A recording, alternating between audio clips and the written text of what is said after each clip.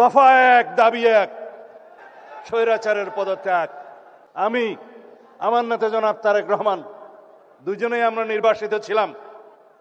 আল্লাহর কি মহিমা, যদি আমরা নির্বাসিত না থাকতাম হয়তো এই জুলাইয়ের মতো একটা অভ্যুত্থান সফলভাবে সমাপ্ত করা সম্ভব হতো না। এটাই হচ্ছে পর্দার অন্তরালের কথা। কোনোদিন আমরা ঘুমাইনি।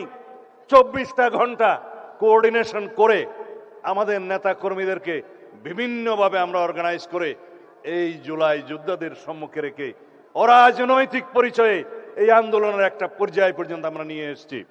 3 তারিখ 4 তারিখে আমরা যখন নৈতিক সমর্থন প্রদান করি, তারপরের থেকে বিশ্ববিদ্যালয়ের শিক্ষকদের একটা আন্দোলন ছিল, সেখানে সমর্থন দিয়ে তারপরের থেকে যেদিন আমরা 16ই জুলাই পর্যন্ত পৌঁছালাম, সেদিন আমার নেতা বলেছেন দফা এক, দাবি এক, স্বৈরাচারের পদত্যাগ। অন্য কোনোভাবে এই সমস্যার সমাধান হবে না।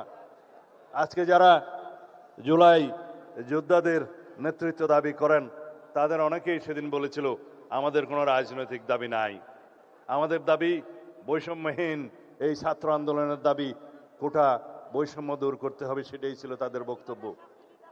আমরা ধীরে ধীরে আমরা জানি স্বৈরাচারকে গদিতে রেখে বৈষম্যহীনতার বাংলাদেশ প্রতিষ্ঠা করা যাবে না।